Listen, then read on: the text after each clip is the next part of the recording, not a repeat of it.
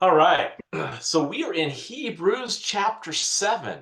If you want to jump over to there, we spent a lot of time looking at Hebrews 6 and just to remind us of where we're at, what's going on, is the author of Hebrews is starting to make this point how Jesus is a better high priest than the Levitical high priest.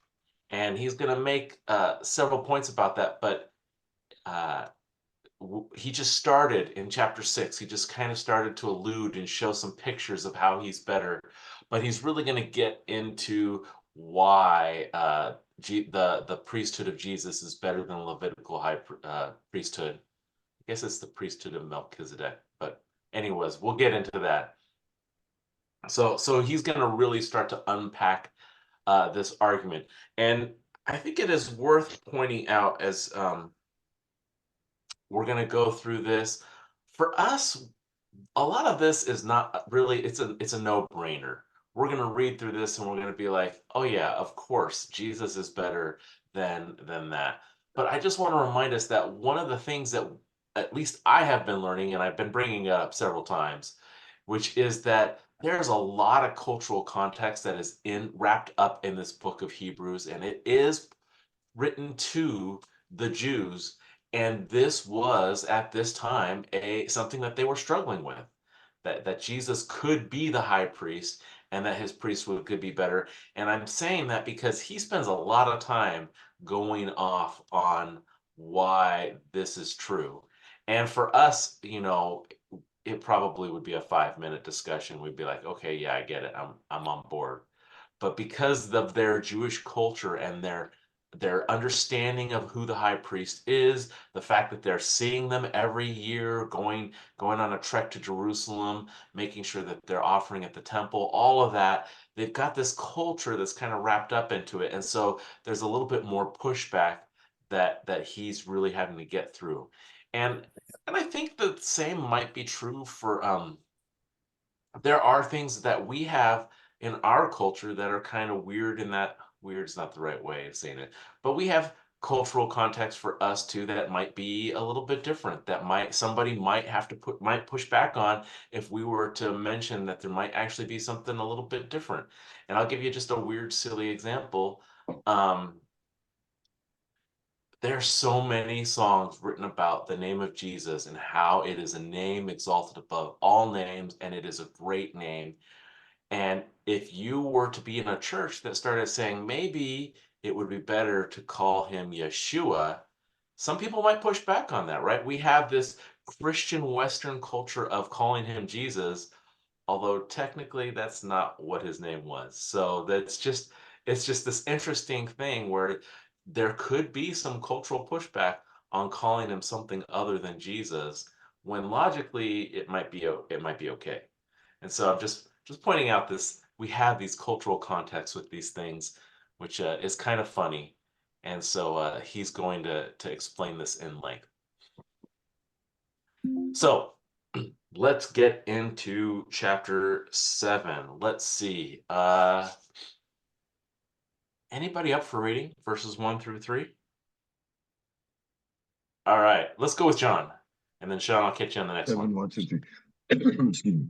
For this Melchizedek, king of Salem, priest of the Most High God, who met Abraham returning from the slaughter of the kings and blessed him, to whom also Abraham gave a tenth part of all, first being by interpretation king of righteousness, and after that also king of Salem, which is king of peace, without father, without mother, without descent, having neither beginning of days nor end of life, but made like unto the Son of God, abideth a priest continually.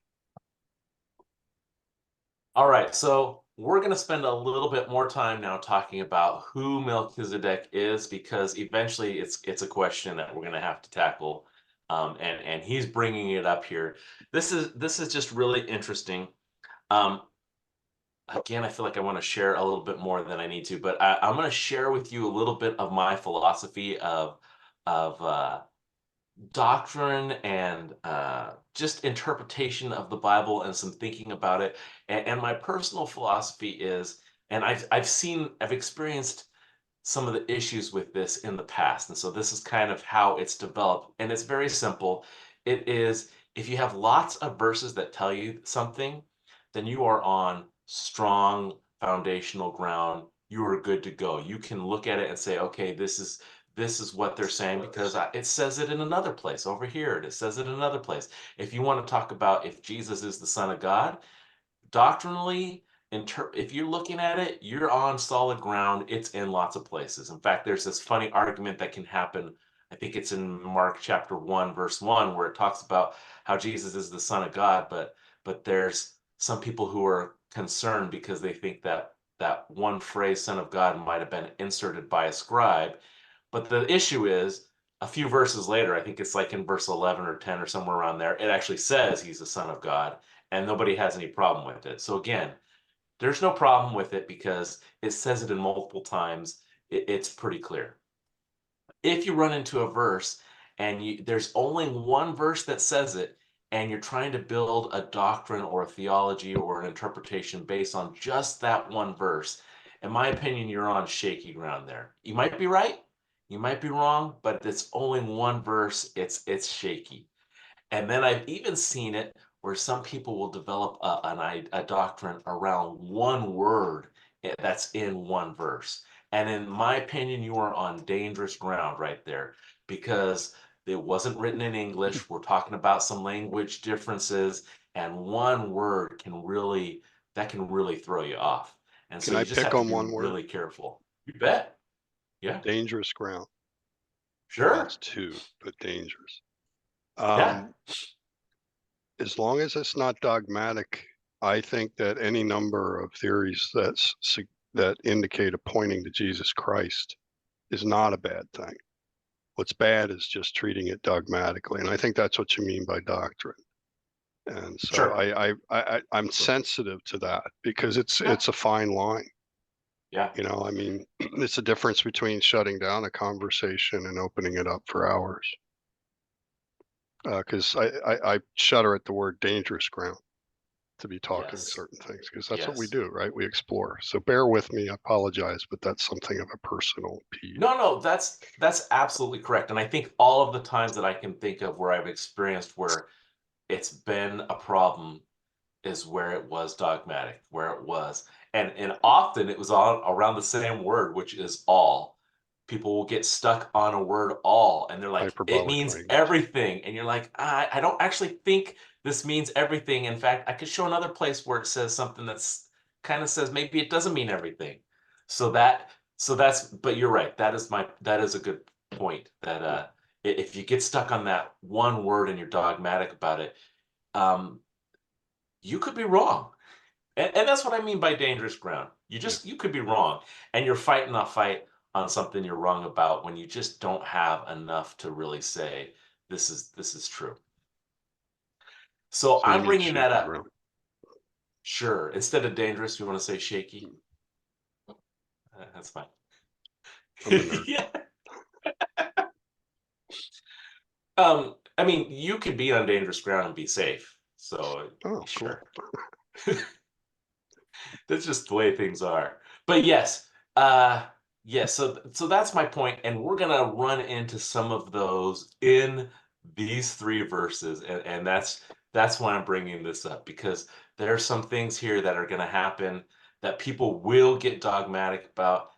I'm not willing to get dogmatic about a lot of these things because it really turns out most of what we're gonna people people really hold on to is just one word or one verse. And so that's why I'm bringing that up. And so let's get into Melchizedek here. Who is Melchizedek? So we talked a little bit about it in chapter 6 when the author of Hebrews brought it up, and we focused on the historical aspect of Melchizedek. We focused on the account that happened in Genesis 14, and we talked a little bit about Psalms 110, where David brings him up and talks about him. And so we did that. Again, I just want to remind us there's only 3 verses in Genesis that talk about Melchizedek. There's not a whole lot. We really don't know a whole lot about him. We only know what we're presented to in Genesis 14.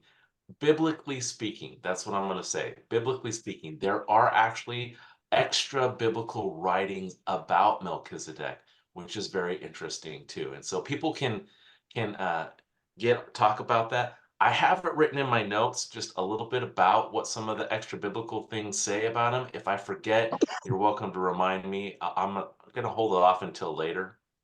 But yeah. So there are three main, from what I saw when I was looking through this, there are three main camps of who people believe Melchizedek is. And I'm going to say three. There's actually much more, especially if you look at the extra biblical documents. They have lots of other claims about who Melchizedek is. But the three main camps people believe is that Melchizedek is either, well, we'll just start with the first one. He is a Canaanite king slash priest, and this is the historical view of him taken from Genesis 14.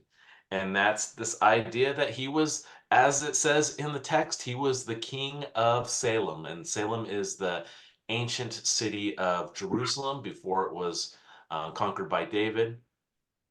And that means city of peace. And so he's the king of that city. He is someone who knows God, but he is not a descendant of Abraham, which is obvious because in the context, he and Abraham meet.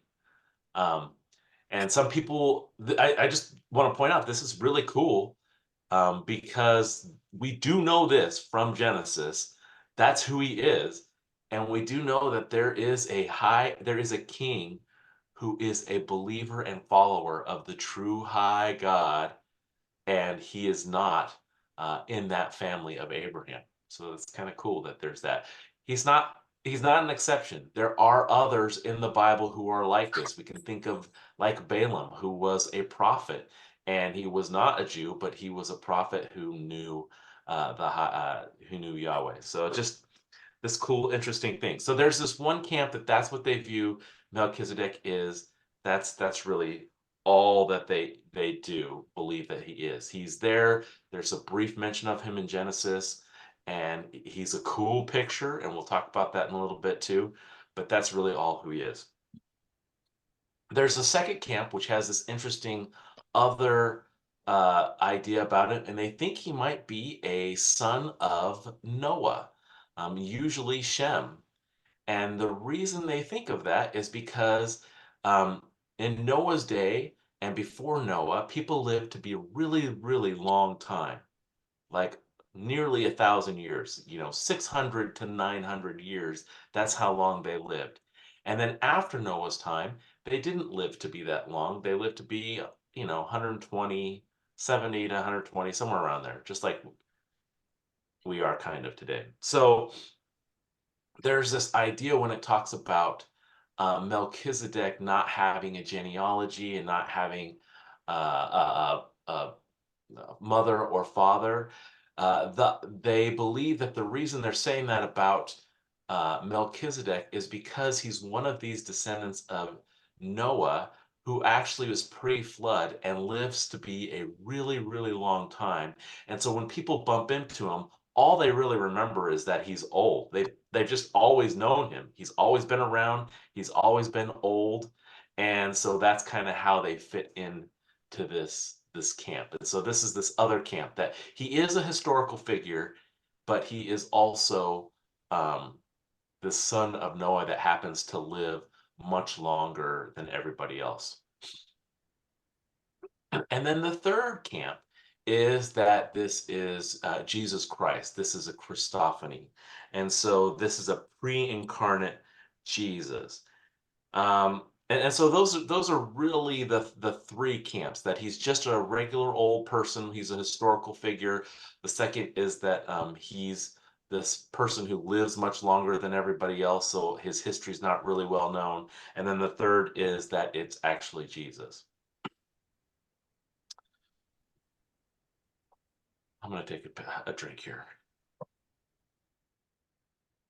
All right. So let's talk about the evidence of who he is. And, and I don't want to miss the main point, and we're going to get to the main point. but just because we want to make sure all our bases are covered is we want to talk a little bit about who he is, the evidence of it. If we look at the biblical evidence of it in Genesis 14, you could probably get to the camp. Well, you definitely can get to the camp that he's just this Canaanite king priest. You could get to the camp, there's no real evidence for it, but you could get to the camp. Maybe it's possible he is this guy who lives much longer than everybody else, but it would be really difficult, in my opinion, to get to the place to see that he is Christophany. And the most evidence that comes and tells us that he's a Christophany, when, at least from when I researched this and looked at it, most of the arguments around this were around one verse, and that is verse 3 here of chapter 7. And so that's why I'm pointing it out. That's kind of why I brought up that whole philosophy thing. I personally am in the camp that he is just a regular old king priest. But I'm not going to be dogmatic about it because we just don't have very much information about it. There is some interesting extra biblical writings about him. There's actually a lot, and a lot of them happen to be around the same time as the author of Hebrews is writing, which makes me think that part of the reason he goes into this kind of depth is because of this cultural context of who Melchizedek is, which is it looks like there's a lot of speculation on who he is during this time. And because of that, people are talking about him. Who is this Melchizedek guy? And so I'll just point out some sources here. Let's see, I wrote some of them down. There's a writing about him in the Dead Sea Scrolls. There's a mention of him in a book called Second Enoch. Josephus mentions him. Philo mentions him. These are both historians. And so there probably were others that were writing about him and talking about him as well, but these are the sources that have survived. So we have a little bit of extra biblical context that talks about who he is. Interesting, none of them really agree on who he is. So it's not like you can say, oh, there's all of these other books that are saying he's this.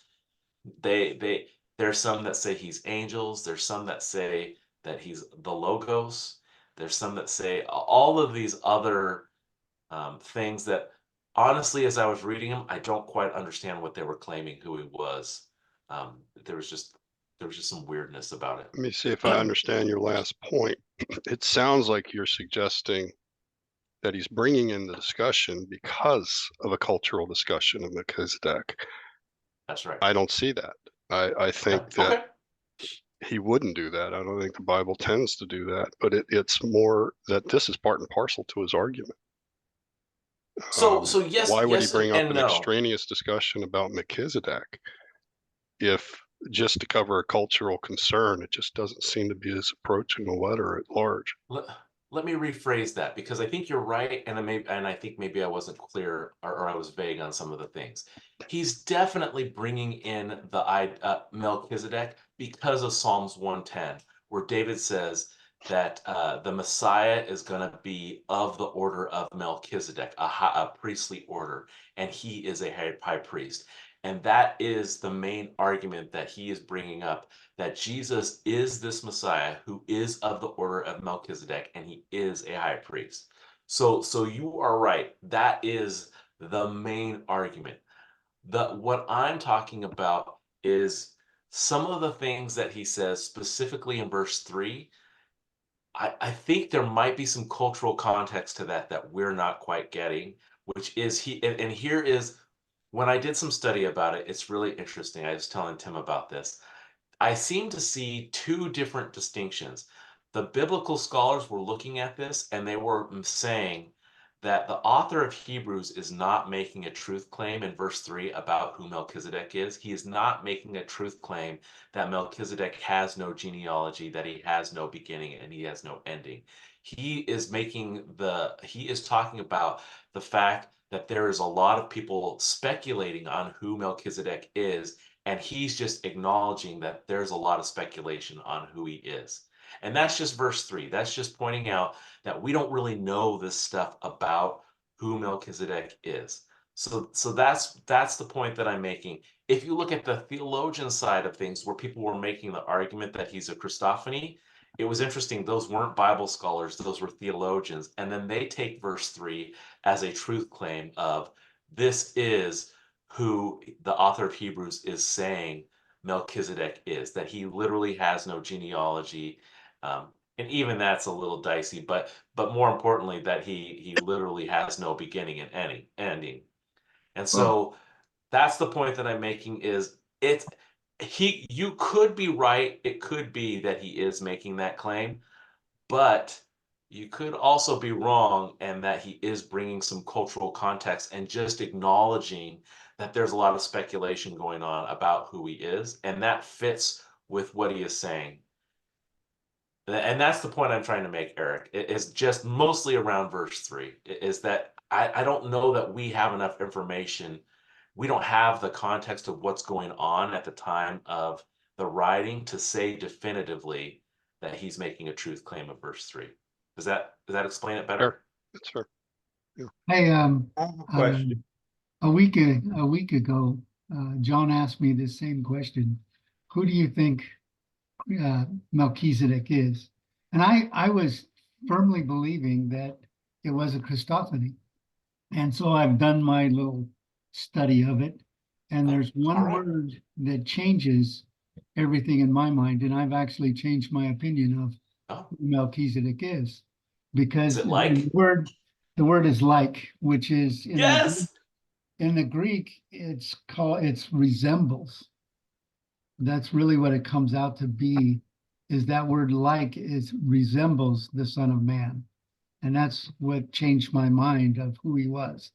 And about the genealogy, like John was saying, is, you know, there are a lot of people that do not know their genealogy. They don't even know when their birthday is. So, you know, it was like this guy's so old, we don't even know when he was born. And there's no birth certificates, doctors, you know, hospitals burnt down and all the records are gone. And, you know, so Melchizedek was probably someone that was a true high priest of God, who probably learned it just as Abraham did back in the day, that there was only one God, and that's where he became a high priest. So just that's where I am, you know. So last week I was a dogmatic Christophany, and today it's like we don't know. I have a question. Yeah. Isn't it rather unique that he is described as the king of Salem and the high priest? To hold both those positions is not very common biblically. But it doesn't say Yeah. high priest. That I took note of. It's the priest Order of the of Most the High priesthood. God. Yep. And That's true. so, and to me, I think in these verses, he's speaking until the second part of verse 3, as you say. There's some potential claims in the last phrases, but everything else is very factual. Yeah. But we interpret those facts. We read into the facts of the potential claims. And I think that the lack of father mention or mother is significant in that the habit of the Old Testament was, and in even in those chapters, was to mention genealogies, to mention who they were the son of, and so. But here, virtually unidentified, other than beyond his name and his position as priest and king. And that is I'm sorry. Go ahead. I'm just excited. I think that he speaks. It's amazing, actually. The closer I look to see that he's adding nothing until the end of verse 3. And there's something at the end of verse 3 that we don't want to miss, because that is the main point, and that is that phrase, "made like the Son of God," and we'll talk about that in a minute. But that what you were mentioning, Eric, is important, because that is one of the main points that the author of Hebrews is trying to make here, right? Is that Jesus does not have to be of the genealogy, of the family of Levi or of Aaron, right? He does not have to be of that in order to be a priest. And that is Melchizedek is an example of this. We don't know, where his family came from. All we know is he's a priest of the Most High God, and Jesus fits in that category, except we know who his family is, but he fits in that category. He's not of Aaron, but he is a priest. And he was highly respected, the fact that Abraham was coming paying tribute to him. Amen. And I think Yeah. that's another point. It's, Yeah. Yeah. I'll go ahead and just mention it. He's elevating Melchizedek in this discussion. Absolutely. As we get Everybody, through, everywhere else, he's elevating Jesus Christ. Yeah. Greater than the angels, greater than Moses, greater than Aaron, etc., etc. I mean, and then here he's making a point. I mean, I know it's not, we didn't read it, but verse 4 is, now let's talk about how great a man he was, which is a real yes. striking direction in Okay. comparison. You know, he's, you know, this is all about elevating Jesus Christ. And he's not shrinking Melchizedek.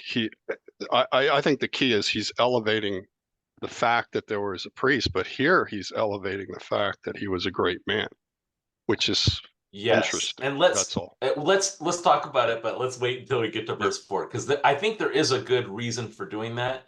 And you're right, it is different than what he has, a different approach. So, but let's finish verses 1 through 3. Let me just look at my. Well, I think we have to go back to tables here. as we move forward. That's right. Oh man, I don't remember if Even the like Oh, the you Son of mentioned- God, by the way, it's been mentioned twice. Yeah.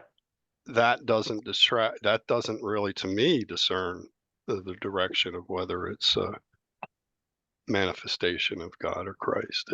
It's the Son of God can be is Jesus, sure, but then there's Jesus, the man on earth. Even if there's a, I'll start using the word Christophany. I can try to avoid that, but even if, you know, we have any number of these, even with Abraham, another occurrence later with 3 men, and none of them are the Jesus firstborn of the dead. Yeah. Yeah. None of them are Jesus coming in that form. And so to make a reference to the Son of God, to me, that he says as or like, it doesn't strengthen or harm. I think this is where he's getting into territory where he's throwing the analogy out there, at least an analogy. But Before it doesn't we move necessarily say yes or no, in my opinion. But, yeah, I would agree with you. And I think that's the point that I was making from the beginning, is I don't know that we can get to the point that people can end up being dogmatic about. I don't think anybody here is dogmatic about it, really. It's not a hill any of us are willing to die on. I'm just bringing it up so that we are aware of this. And I agree with you, Eric. I don't know that there's enough information, at least here, for us to make that consideration. But before we move on, I just want to bring up, Bill, you mentioned that he is a king of righteousness and a king of peace. And this is an important part that I think we want to look at, this idea that he is both a king of righteousness and king of peace. The reason Melchizedek is called a king of righteousness and a king of peace is because he's literally the king of Salem, which means king of peace. And then his name is Melchizedek, which literally means king of righteousness. So Melchizedek himself, just in his name and his title, he's got wrapped up in him this picture of king of righteousness and king of peace. We don't actually know if those are true about Melchizedek. We just know that that's his name and his title. But what we do know, and this is important when we look at that whole point of like the Son of God, this is where as doing all of this studying of Melchizedek, I think this is the most important point of Melchizedek, is that he is a picture of the coming Messiah. He is a picture of Jesus.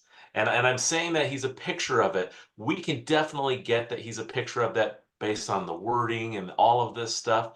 I don't know that we can get that he is Jesus, but we can get for sure he's a picture of Jesus. And I personally think that because God doesn't give us any more information about him, that's where he wants us to be. He wants us to recognize that he is a picture of the Messiah. We can learn about the Messiah based on the information we have about him, and we don't have to worry about him failing in any ways and leading us astray because there's not very much information. And this is the cool thing about Jesus is he is the king of righteousness and he is the king of peace. Those things kind of conflict with each other. If you're a king of righteousness and you're saying, I'm the king and I'm going to make sure every law is followed and everybody is doing the right thing, that can be kind of harsh. And then if you're a king of peace and you say, well, I'm just going to make sure that there's peace everywhere, then you're going to start letting things slide. I mean, I think a good example of this is the contrast between King David and King Solomon. There's a big difference between those two. One of them was probably leaning more towards a king of righteousness, and the other one is leaning more towards a king of peace. But the cool thing is we have Jesus who has this perfect balance of king of righteousness and king of peace. He's both going to make sure the rules are followed, and he's going to make sure that there's peace. And he does this by sacrificing himself, right? He does this by making sure that the penalties, although it may be high, he's willing to pay it for us. And so I think there's this cool picture that we don't want to miss. And then and that is the last point I want to bring up in this chunk here is something Sean mentioned in verse 3. It says, but made like the Son of God, and that he resembles the Son of God. And I think this is the main point that the author of Hebrews is trying to make here, is that this Melchizedek looks like the Messiah. He is like the Son of God. And this is why he's going to elevate, I think, Melchizedek some, is because he's going to show that this whole idea of who Melchizedek, this picture, is much more important than some of the things that we've seen in history. But then he's going to switch it and he's going to show that actually it's Jesus who is that picture is a picture of Jesus. He's the one who's actually the most high. He's the one who's the priest that we really need to be focused on. He's the one he's better than all the other priests. And it's going to take us a while to get through all of that. But I think that's the main point here. He's like the Son of God. Do you guys have any thoughts before we move on? I know we kind of talked about some of this, but anything else jump out? I would use the word presented as opposed to made. I mean, if I were to in an interpretive form, that Sure. And it's a fascinating observation. I mean, this is how he's presented. I get it. I agree with at least the first part of what you're saying. We have to explore the second part. I was thinking about it. There. Oh, go ahead. Oh, sorry. If Melchizedek is from the Noah time and he was that old, then nobody would have known his father or his mother, and he would have been around forever, and it would seem like he wouldn't die. So, yeah, it just made sense to me. That's all. Yeah, that's why that's a lot. I don't know. That's why there is some people who believe that. Yes. But I will just point a out again. comment Yeah, go ahead, on Doug. your righteousness and peace. I mean, we can throw those words out there and look at them from the world perspective. We can look at them from an eternal perspective. I think in this case is the peace with God and righteousness with God.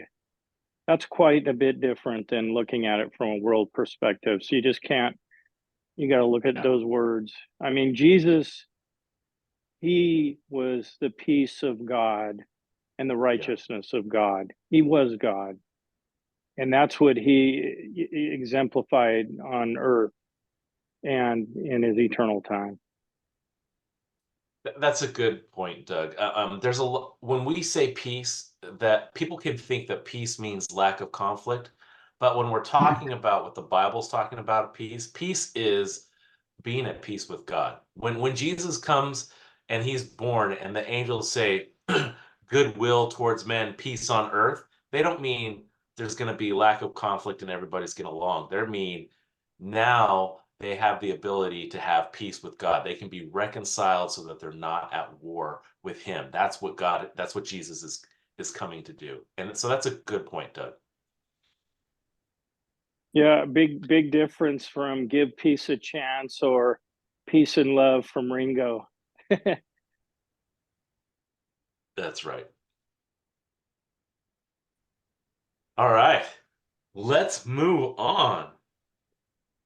Let's move to verses 4 through 6. I guess Sean, can you read? I am Oh, pausing, go but I ahead. do want to slow down. The name Melchizedek, when the first thing comes up, it means king of righteousness. We don't take the names. I don't know if you're kind of saying, well, it's just a name. I don't want to put words in your mouth, but it's the sense I got out of what you're discussing. The names in the Old Testament have meaning. And They at do. times to the point where I suspect that the names are not their actual names sometimes, right? Because this is the way this person lived. And I guess we're as we get into the discussion, how great a man he was, Yeah. you know, but I wouldn't want to leave the name behind, especially it's the first thing that's mentioned, King of Righteousness. You are right, but we can also And then go down the wrong path by thinking that perfectly describes them, certainly, right? certainly, Because they could be generally that way, but that doesn't necessarily mean they are that way. But you are correct. They often would yeah, change their names and be called by something else. We have Jacob, who is also called Israel, which mean two different things. And sometimes it's funny to look at. Sometimes God calls him Jacob, and sometimes God calls him Israel. mm, But we can see that the name reflects some character as well. So it does talk a little bit about who they are. You're absolutely right. yeah. If any of But my it's comments sound a dogmatic, it's only for the point of devil's advocacy for, sorry, that I present and interpose, we because are everything you're we are going through, John, I hear, and it's wonderful prep and very good overview. So thank you. no I and just so we're clear too, Eric, I appreciate the feedback or the pushback, and anybody else who wants to do it too, because what really our goal here is to see Jesus and to know more about him, and we don't want to get this tunnel vision where we only see one way. So it's appreciated. All right, Sean, now you're up. Can you read verses 4 through 6? Sure. Now we observe how great this man was, to whom Abraham, the patriarch, gave a tenth of his choicest spoils. And those indeed of the sons of Levi who received the priest office have a commandment in the law to collect a tenth from the people, that is, from their brethren, although these are descended from Abraham. But the one whose genealogy is not traced from them collected a tenth from Abraham and blessed the one who had the promises. All right, so now we have we're starting to get into that place that Eric mentioned before, where he's elevating Melchizedek, and there's an important aspect that he's really trying to push through, and he's really trying to help the Jews understand, which is not only is the Aaronic priesthood the only priesthood, but we biblically have precedent for another priesthood, that is the priesthood of Melchizedek, the order of Melchizedek. But the order of Melchizedek is superior, or it's yeah. So I'm going to use superior unless somebody has a better word. Superior than their Aaronic priesthood. And so this is the case that he's starting to make. He's saying that the Melchizedek is superior, and here's some reasons why Melchizedek is superior. And first of all, he's before. He was a priest of the Most High God before Aaron was even born. And so there's this aspect of he's before. There's this other aspect where he points out that he is better because he blesses Abraham. And the point that he's making here is that the greater blesses the lesser. The lesser is blessed by the greater. And so he is blessing Abraham. And that happens in Genesis 14. Eric, I feel like you got something. Now you made me think the greater always the lesser, and he's saying it here, but I think of John baptizing Jesus.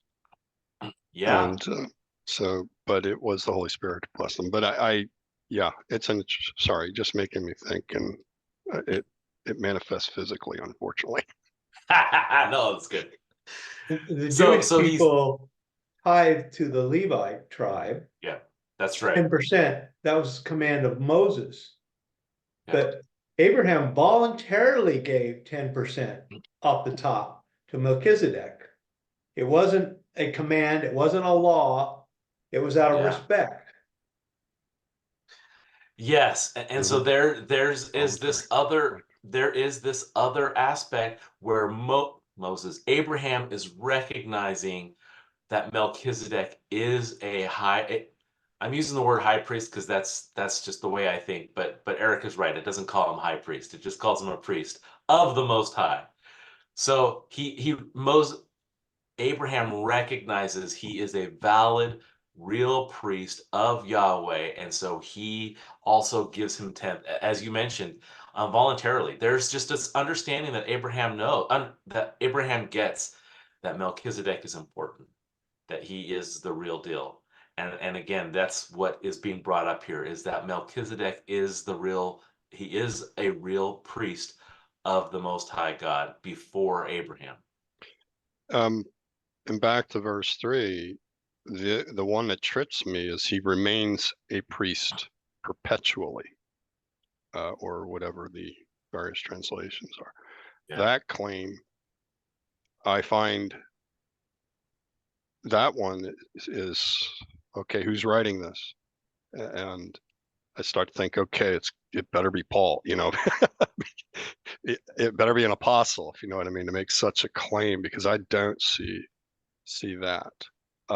Yes. But this is where the Psalm 110, why would David mention the order of Melchizedek? It is interesting. And so I think that gives weight to what's being said, that David, whether he understood what he was saying or not. No, you're right. And that's a cool thing too, is we also see Jesus, he references Psalm 110, and I wish I had it written down. But when he references Psalm 110 and he talks about it to the Pharisees, he tells them that David writes that in the Spirit, inspired by the Spirit. So there's a weightiness that Jesus gives to Psalm 110 as well. So absolutely, Psalm 110, we can feel confident that when David writes that, it's not just this weird accident that he wrote it. God actually inspired him to make that connection. Let me read the verses so they're in the air here. The Lord has sworn and will not change his mind. You are a priest forever, according to the order of Melchizedek. And so that's the reference, just to have it out there. No, that's good. I'm glad you did that, because that gives us some understanding of what he says here about the perpetuality of that priesthood. Is he talking about Melchizedek, or is he talking about Jesus, right? Because what we definitely see in Psalm 110, that's a messianic psalm. It's talking about the Messiah. The Messiah is going to be a priest forever. That's what God said. God said, I'm going to make him a priest forever. But the end of verse 3 is referring to Melchizedek. And I mean, we just have to be. I didn't have any question of that. I know pronouns create lots of problems, but the whole sentence is about No. Melchizedek. That's not what I'm going to say. Oh, I'm just saying we have to be careful about making. We just have to be careful about it. Just the Bible even says, right, the same thing about David, that his reign will be forever, or that his kingship will be forever. And he doesn't mean David, he means his progeny. I understand, and I think you've set the stage where we're just digging here. Yeah. And it's not, but I read the end of verse 3. He's saying Melchizedek remains a priest perpetually. That is a very strange insertion that I find puzzling. That this sounds like a claim. Now, granted, obviously Jesus is the perpetual priest, but given the care of the language in these verses to state facts and then to throw that in there is where did that come from? And I think this is what your prefatory remarks were about. It's if it's not elsewhere in the Bible, Hebrews seems to be the first place, in my opinion, of all things said so far, that is a truth claim of some kind. That is, where did that come from? And it stuns me. So Yeah, I don't know that I only would we can blow feel over as strong. I don't know that I would feel as strongly about it just because of the previous verses about him not having genealogy, not having a mother or father. It could just as easily, when he's saying perpetually forever, it could easily be talking about the fact that Melchizedek pops into history and then pops out of history. And it's not that he pops in and out. It's just that's all that God records about him is what happens in Genesis 14. So in a sense, he is still priest because we don't know what happened to him. What and let me back that up a little bit. When we talk about the Aaronic priesthood, the way the priesthood works, you have one priest. When he dies, they have another high priest. When he dies, they have another high priest. When he dies, and it just keeps going, and it's through the family. When Melchizedek dies, what happens?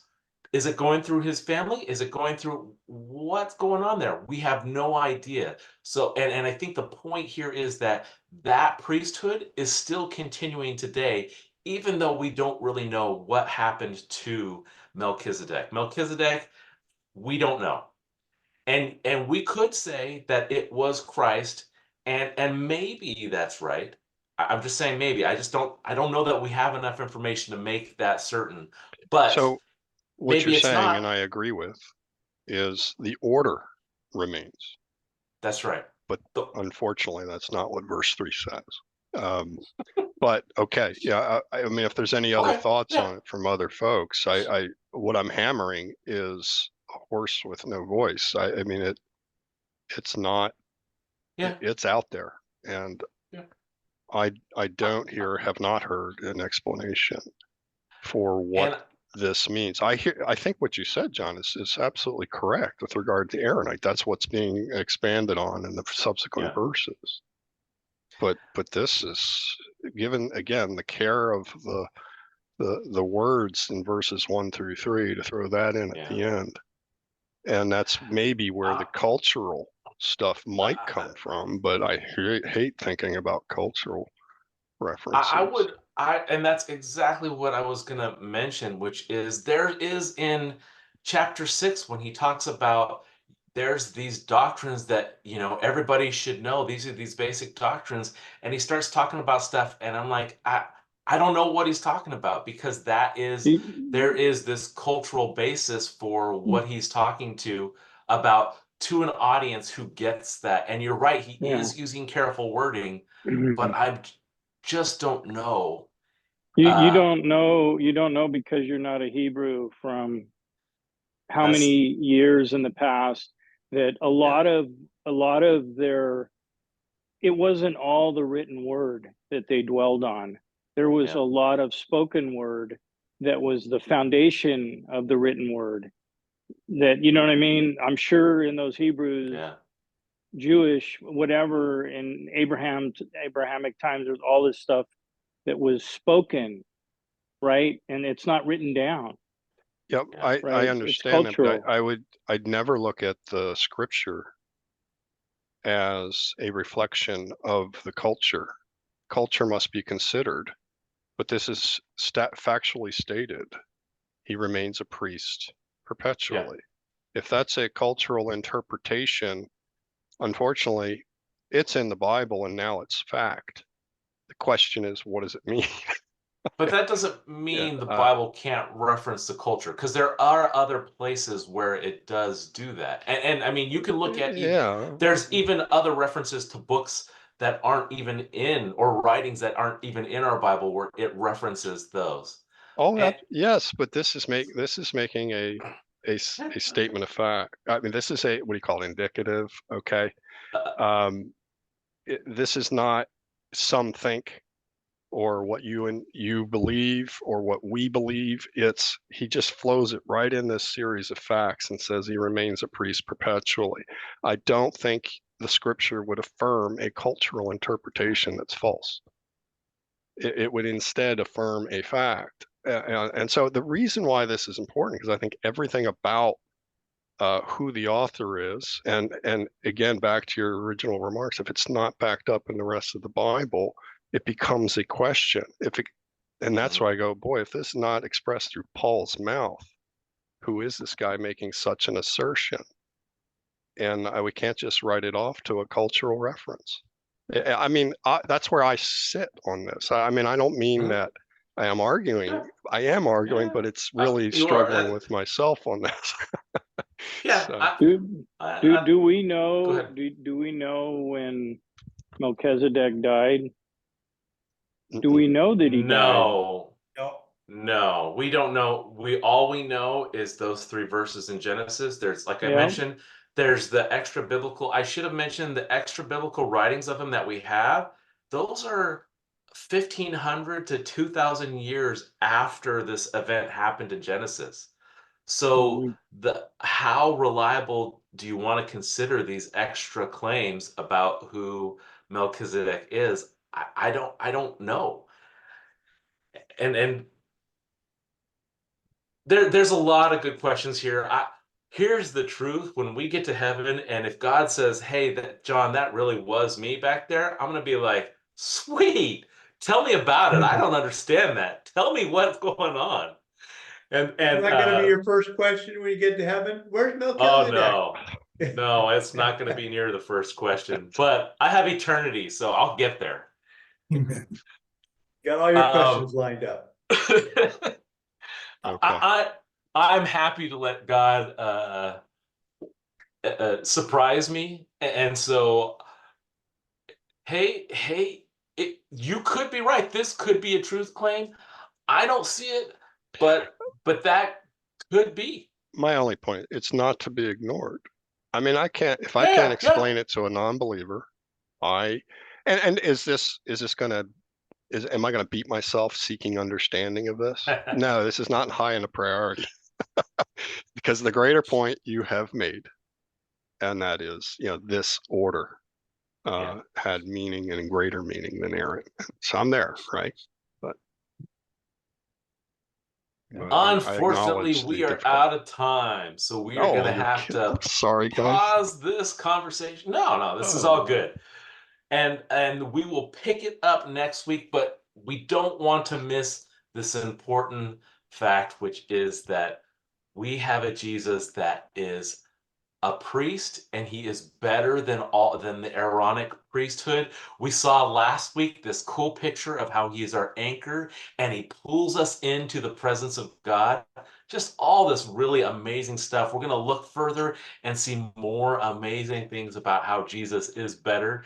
And we're just getting through this. Remember, his audience is the Jews. It is the Hebrews. He's trying to get through their cultural bias of, no, you have to be a priest like this, and he's showing them there's a better way. And it's just like when he talks about the law, there's a better way, there's a better priest, it's Jesus. And so we'll continue this conversation next week, but I'm going to ask Rich, would you mind praying for us?